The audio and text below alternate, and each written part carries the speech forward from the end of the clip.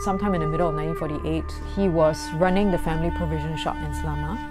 The one British police officer who was posted to Selama coming to the provision shop actually some weeks before the arrest to look around the shop and ask a few questions. And allegedly he picked up a mirror and asked, like, how much is this? My grandfather was quite nervous when that happened. He tried to be calm, but after the police officer left, he was like, oh, 糟糕，他们盯上我了。他应该知道那时候是时候了，他应该就走。Siok Ai was always referred to as the communist auntie. She was certainly known for having a very hot temper. She was universally known among the family as being very, very clever. But she had made an absolute nuisance of herself, and so she was put on a ship, and pictures were painted that she went on this ship defiantly, waving her little red book and singing revolutionary songs all the way to China.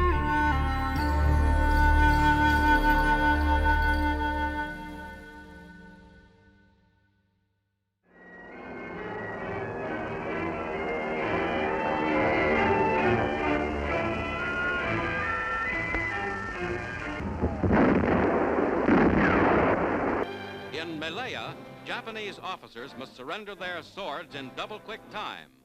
British occupying troops enjoy the ceremony. After the war, Britain returned to Malaya to recover its former colony. They were unprepared for a new wave of resistance, led by the Malayan Communist Party.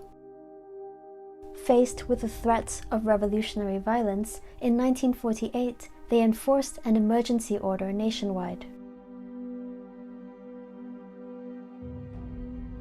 Intelligence officers actually came to the provision shop and basically handcuffed Granddad and marched him down the one main road, one Jalan Besar of Selama, and down to the school, which had become a detention center. My father, his memory was that he was having a haircut in the barber shop across the street. And his last look at his father was his father being marched down the street in handcuffs. He said he was so scared he didn't dare do anything. He didn't dare to call out, to his dad, or didn't dare to come out of the shop, and do anything. But I guess he didn't realize that that would be the last time he ever saw his dad. She was deported. My grandfather never saw her again. It was still very baffling that she could be deported. She was born in Malaya. She was a British Malaya citizen. I haven't really explored what were the dynamics or mechanics at the time that permitted that she could be deported just like that. The legal mechanisms of deportation had been established in the mid-19th century. These gave the British power to get rid of their undesirable subjects, vagrants, criminals, and rebels.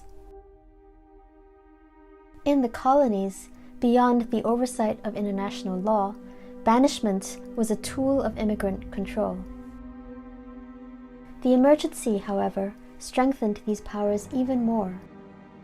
Once the detainees were being caught in a detention camp, there would not be any possible area for appeal compared to the previous banishment enactment. Conditions in British detention camps ranged from banal to brutal. The British were keen to distance their own prisons from those run by the Japanese. There is a story that Siok Ai had said, I've been in a Chinese jail, I've been in a Malaya jail, I've been in a Japanese jail, and I've been in a British jail. She goes, and the best one is the British jail because they gave me Lux soap. But as the emergency intensified, the prison population swelled. By 1950, there were over 11,000 Chinese in British jails. 居住条件也很恶劣，亚达叶铺成的房盖，露着不少缝隙。夜间躺在通铺上，春已见到星星和月亮。下雨则屋外大下，屋里小下，外头不下，里面还下。在炎热的南洋，人挨着人，我们像蒸笼的沙丁鱼，辗转难以入眠。只有午夜以后，气温下降，才能合上眼。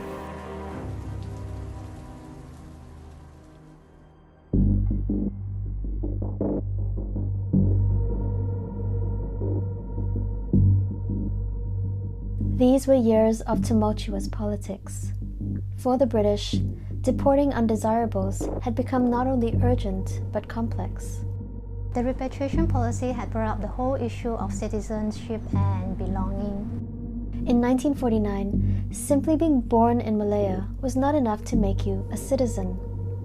The constitution at the time granted federal citizenship only to those who had two Malayan-born parents. Since the majority of the Chinese residents in the Federations of Malaya was not considered as federal citizens, so they were deportable. Then there was the problem of which China to send these deportees to. In 1949, two Chinas had been created: the People's Republic of China, controlled by the Chinese Communist Party, and the Republic of China, or Taiwan, controlled by the Kuomintang. Britain's diplomatic relations with both were in flux. It was quite impractical for the British to ask the Communist Chinese government to take back its own national when there wasn't any bilateral diplomatic relationships. It was problematic also for the British, to send them back to Taiwan, because these secret society members or these gangster criminals, they were not born in Taiwan, they were not born in China either. And Chinese deportees, like Qian's grandfather, became caught up in these complex geopolitical webs. I think primarily their fight was about getting rid of the British. And I think maybe they had different political imaginaries amongst themselves. But I think the anti-colonial aspect of it is very clear and very strong. I think that is undisputable. Granddad was definitely a socialist. As to whether he was a card-carrying Malayan Communist Party member, I have not been able to find a smoking gun. I think he was interested in a post-colonial Malaya, but I think given that his chances of participating in making that happen were curtailed by his arrest, he then chose to go back to China.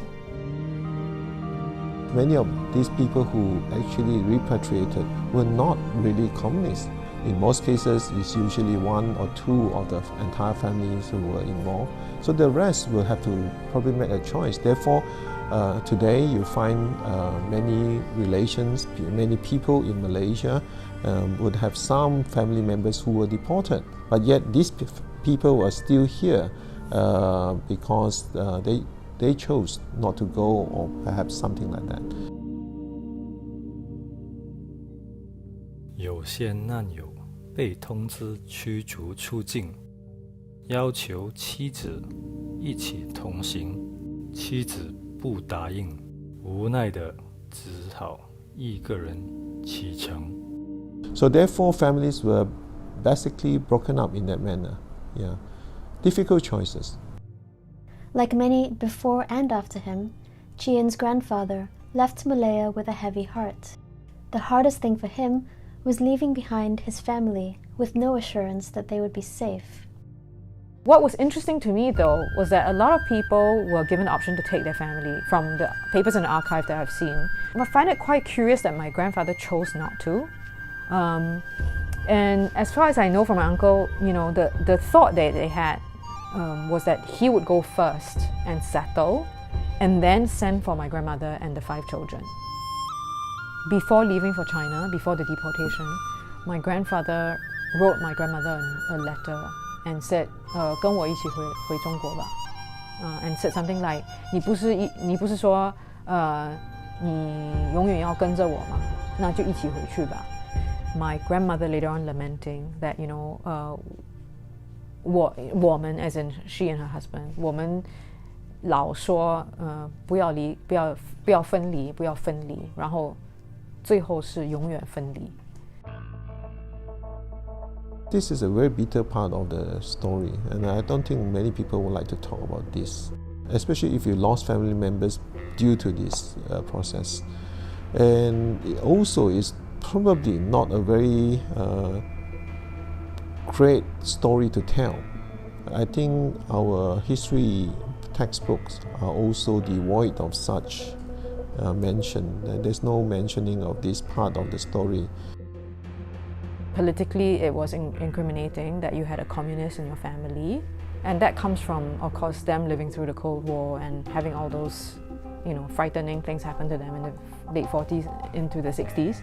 But I think it was also like major heartbreak that, for one woman, the older woman lost her beloved son, and the younger woman lost her beloved husband, and they basically just wanted to forget this person and forget this piece of history. And so they decided early on in early 50s to sever ties with the village and the relatives. They decided volitionally to cut ties.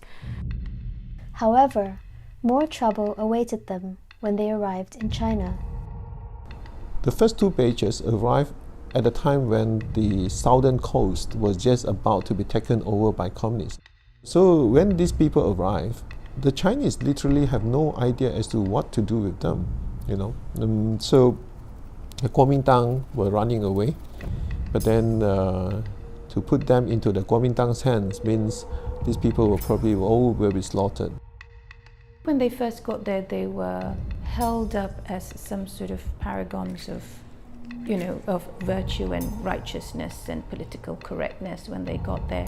But such was China's and the Communist Party's own history, linked with the reforms and the different programs that Mao instituted, that they fell from favor also very quickly. People were so quick to turn on each other then just to be able to get ahead. Siok Ai had 3 children, 3 boys and 1 girl, and she and her daughter Zuming were sent away to do hard labor somewhere, and their father and the 3 boys were sent somewhere else. And they have a very hard life, and they are stuck there, they are trapped there, and there is nothing that we can do to help. Strangely enough, my grandfather's name only showed up in the papers in Taipei. He was deported to Shantou, and then he made his way back to the village. And because he was highly educated Hua Qiao, with good credentials, having been part of the leftist movement overseas in a 兄弟党, he was coming down mountain to pick up a letter of appointment to be an official in the local, soon-to-be communist government. And unfortunately, he met with KMT and was wrestled. His gun fell out, and then he was arrested by the KMT. We don't know how long he was in prison in Songkou, but eventually, as the KMT were retreating towards Taiwan, they apparently went through the mountains in our area, and he was marched halfway and had a leg injury or something, and then allegedly was in a mass execution. His death was really a turning point in the family's history, really.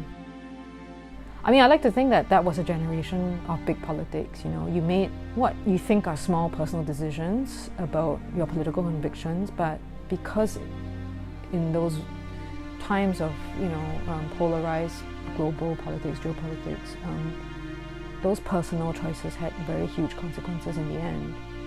So, I mean, he was, I think, a classic example of how that played out.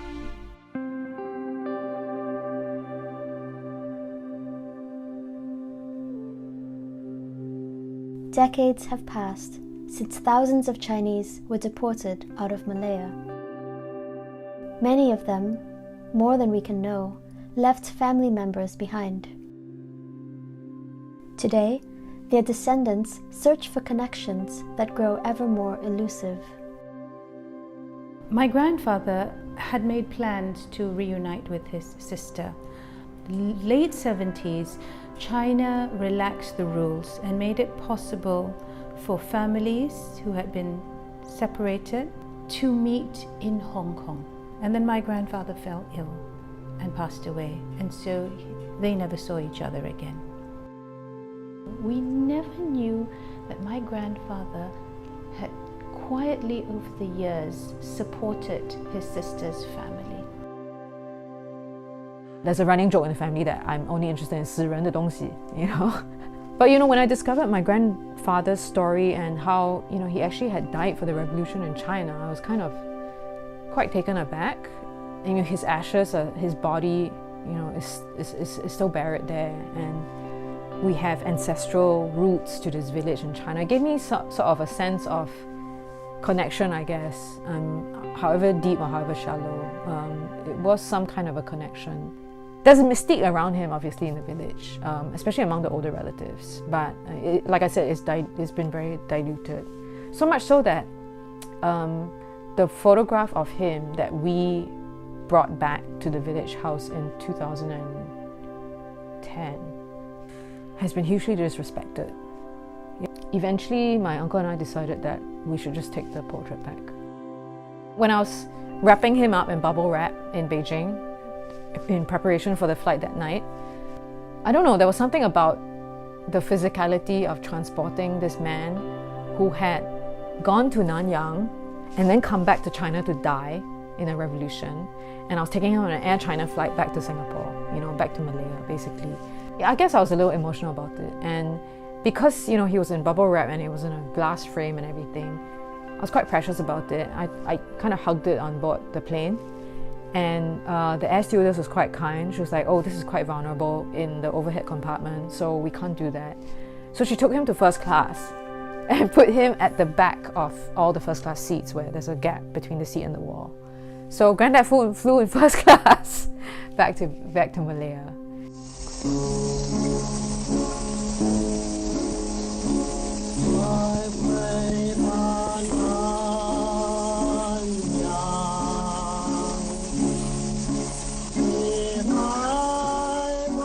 There is this perception that the Chinese have a tendency of going back to China. That repatriation process have somehow helped to create a kind of idea that, you know, these Chinese can just go back, you know. But then there's no China to go back to, actually, because that link was broken a long time ago.